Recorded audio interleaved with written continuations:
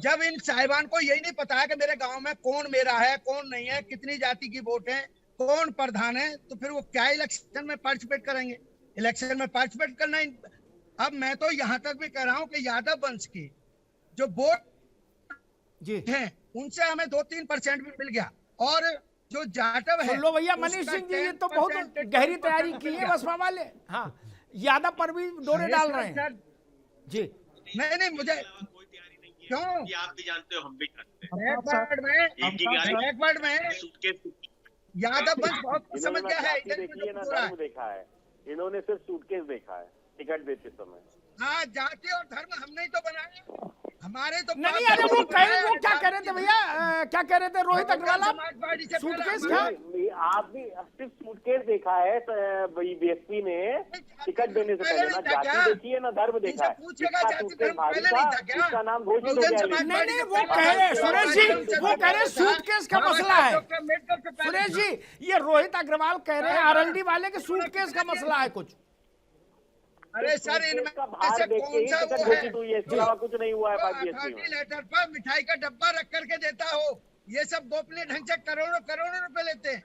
क्या किसी भी राजनीतिक दल को, किसी भी दल को चलाने के लिए आर्थिक बल की आवश्यकता अच्छा नहीं सुरेश होती? जी, लेकिन आजकल अपनी वैसे नीति क्या पर चल रहा दूसरे होगा? नाम आप पुराने आदमी हैं, मतलब यूपी में विधानसभा का क्या चल रहा मिठाई?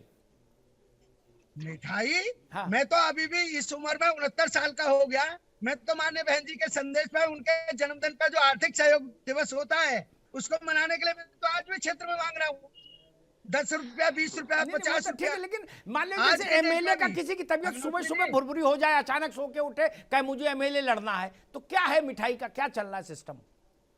नहीं, उसमें हम लोग चंदा मांग करके उनको देते हैं और लड़ाते हैं। हाँ। बिल्कुल कमजोर हो। मान्यवर कांशीराम साहब ही एक ऐसी अथॉरिटी रहे इस देश में जिन्होंने 2 पैरों में 4 तरह की चप्पल पहनने वाले आदमी को राजा बना दिया। ये तो राजा की परिभाषा भी नहीं जानते होंगे।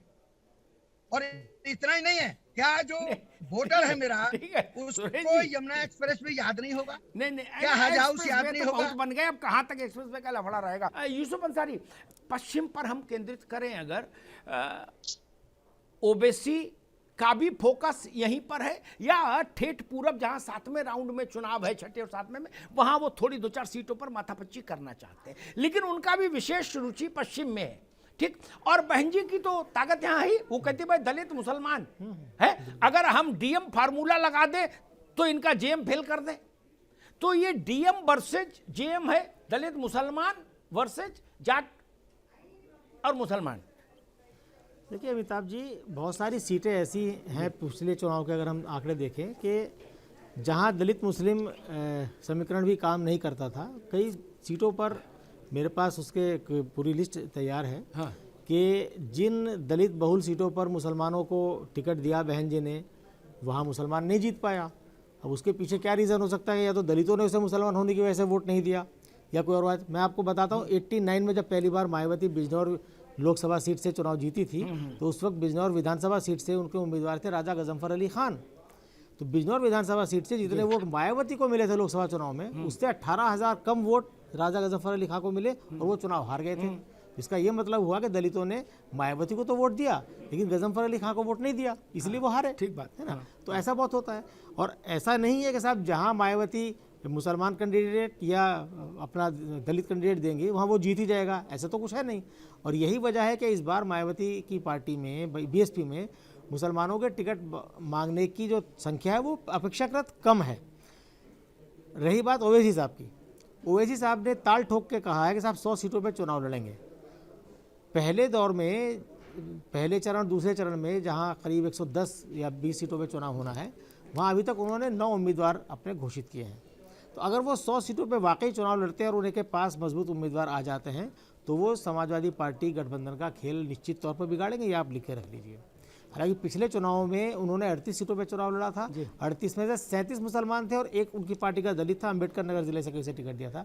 अभी जो 9 उम्मीदवार उन्होंने उतारे हैं वो सब के सब मुसलमान हैं। हाँ। बात वो करते हैं सब, अभी उनकी अगर आप पिछली जो रैलियाँ हुई हैं सहारनपुर, कुदर की, मुरादाबाद, अलीगढ़, कहीं भी हुई हैं, तो वहाँ उनके पीछे बोर्ड लगा होता है शोषित वंचित समाज अधिकार सम्मेलन। ये सब छलावा है, नहीं, कोई ये सब बातचीत नहीं दिखावा भैया, है। सारा खेल है कि भाई अपना एक वो एजेंडा है, उसी पर उनकी काम करना है। पार्टी का नाम है ऑल इंडिया मजलिस इत्तेहादुल मुस्लिमीन, यानी कि मुसलमानों को एकजुट करने का काम वो कर रहे हैं। ठीक। वैसे कहाँ से बाकी शोषी समाज आ गया?